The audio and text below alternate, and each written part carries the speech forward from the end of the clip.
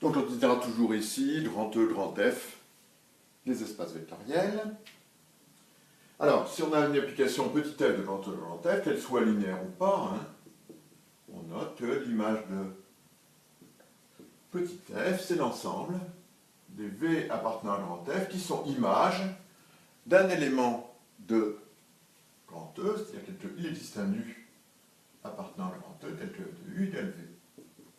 Ça, c'est défini en toute généralité, hein, quelle que soit l'application de grand E dans grand F. Hein, par définition, une de F est l'image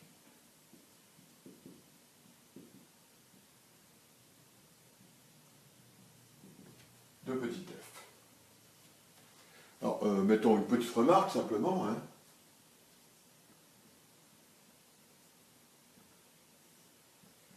L'image de petit f est égale à grand F, ça équivaut évidemment à ce que f soit surjective. Hein. Tout élément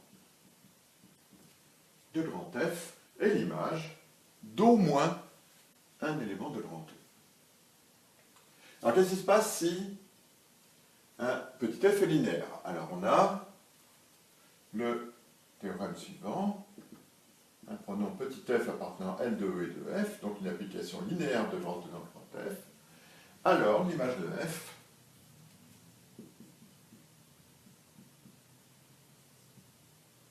est un sous-espace vectoriel, on va dire ce c'est un sous-espace vectoriel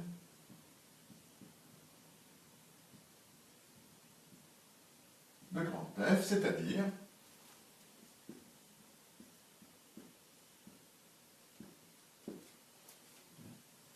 que d'une part c'est non vide,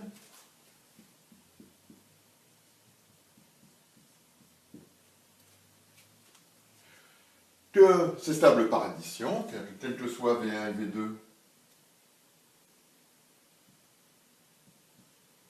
appartenant à l'image de F, V1 plus V2 appartient à l'image de F. Et puis troisièmement, que c'est stable par multiplication par un scalaire.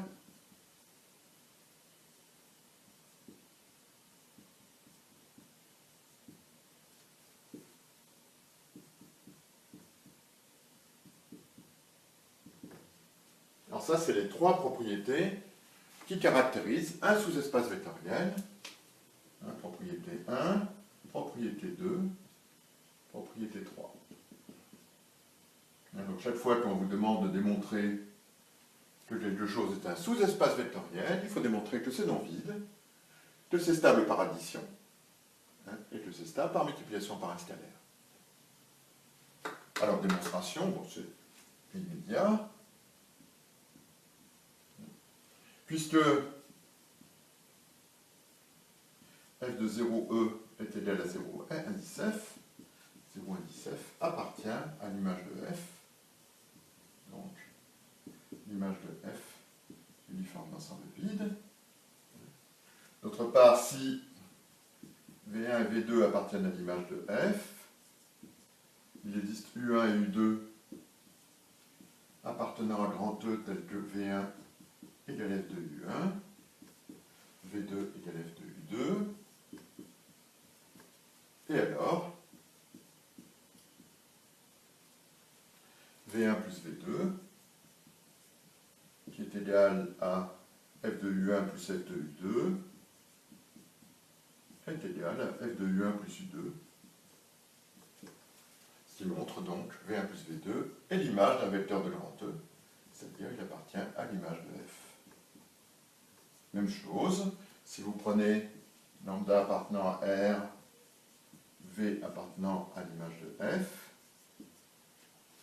il existe U tel que f appartenant à grand E, tel que f de U égale V, et alors, lambda V, c'est égal à lambda f de U, c'est égal à f de lambda U.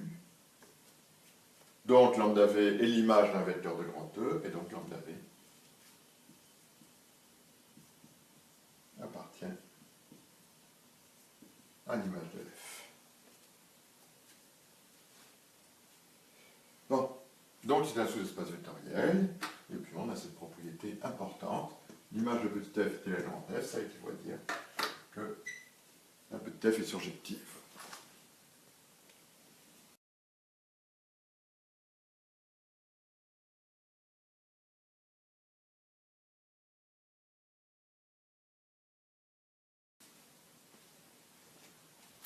Alors, le noyau d'une application linéaire, alors ça par contre, contrairement à l'image, c'est spécifique aux applications linéaires. Ça n'aurait aucun sens d'introduire le noyau d'une application quelconque.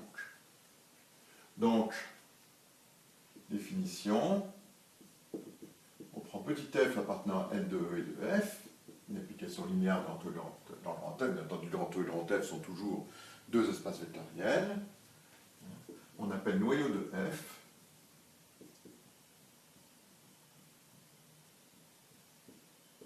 le sous-ensemble de grand E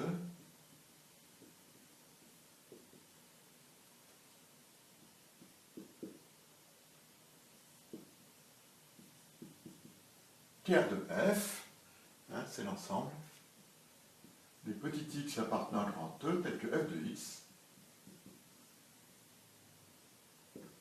est égal à 0 à 10f. Alors, il est noté tiers de f, c'est un pair. Alors, pourquoi tiers? Ça vient de l'allemand kernel, c'est l'abréviation de l'allemand kernel qui veut dire noyau, justement. Bon, c'est une appellation qui date du 19e siècle, hein, qui est standard. Hein. Le noyau de petit f est appelé tiers de f. Bien, alors, exemple. Vous prenez l'application petit f qui va de R2 dans R, qui a xy associe x moins y. Il y a quart de f. C'est l'ensemble des couples x tel que x appartient à R. C'est la diagonale encore, on appelle. Alors qu'est-ce qu'on a comme propriété? La première propriété, eh bien, quart de f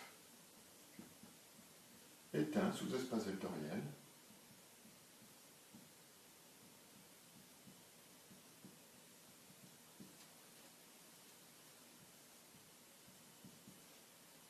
de grand E, qui d'ailleurs contient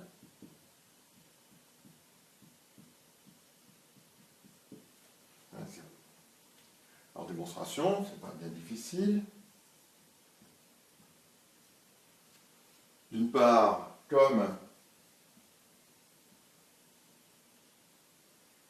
f de 0 à 10 E est égal à 0 à 10 F, eh bien 0 à 10 F appartient à quart de F. Donc, quart de F est différent de l'ensemble vide. Si je prends x1 et x2 appartenant à quart de f de x1 plus x2, c'est f de x1 plus f de x2, donc c'est 0 à 10e plus 0 à 10e, c'est-à-dire c'est 0 à 10e. Donc, x1 plus x2 appartient à quart de f. Si lambda appartient à R et x appartient à quart de f,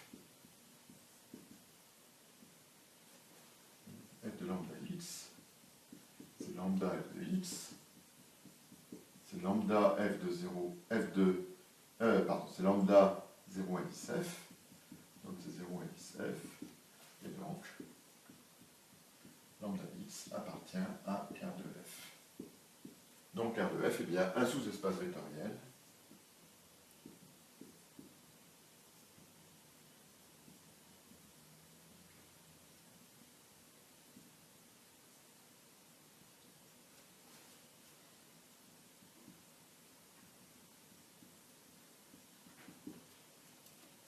de grand E.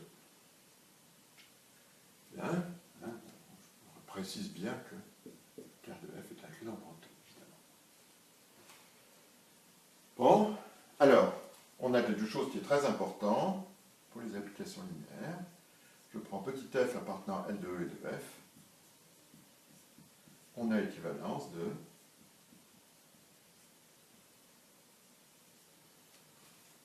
premièrement, f est injective.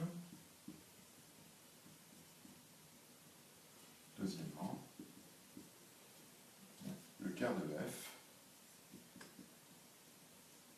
ne contient que l'élément 0 indice E. Ben, il le contient toujours. Ici, bon, j'ai dit qu'il contient, sous l'espace vectoriel, il contient toujours 0 indice E, mais c'était bien pour le préciser. Donc, 0 indice E, de toute façon, appartient toujours à quart de f. Enfin, s'il est réduit à quart de f, c'est que f est injectif. Démonstration. Alors, 1 implique 2. Si f est injective,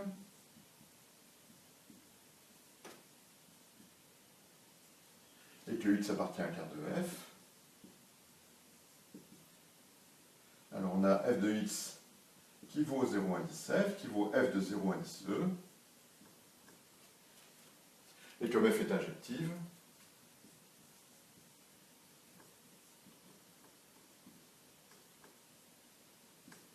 x c'est 0 indice e. On a que f de x égale f de 0 indice e. Si f est injectif, ça veut dire que x égale 0 indice e. Bon, donc, quart de f est réduit à 0 indice e. Ne contient que 0 indice e. 2 implique 1.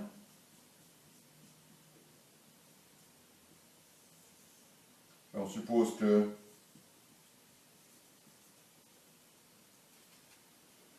quart de f est réduit à 0 indice e. On prend x, y appartenant à grand E tel que f de x égale f de y. Alors, on a que 0 indice f est égal à f de x moins f de y.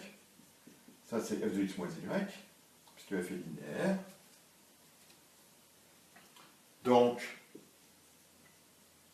x moins y appartient à quart de f.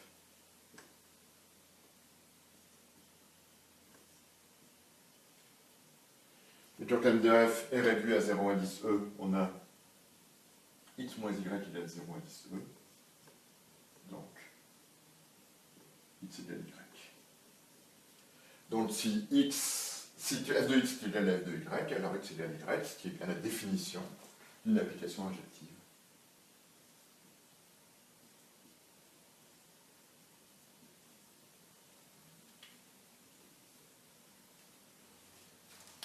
C'est une propriété vraiment essentielle des applications linéaires. Hein. Très très souvent, pour démontrer qu'une application linéaire est injective, on va regarder son noyau. Ah, bien entendu, il ne faut le faire que pour les applications qui sont linéaires. Hein. Ça serait idiot de faire ça pour une application non linéaire. Évidemment, on utilise deux fois la linéarité, ici en disant que 0 indice f c'est 0 indice e, bon, d'une part, et puis d'autre part, on l'a utilisé ici de manière essentielle la linéarité, en disant que f de x moins f de y, c'est f de x moins y.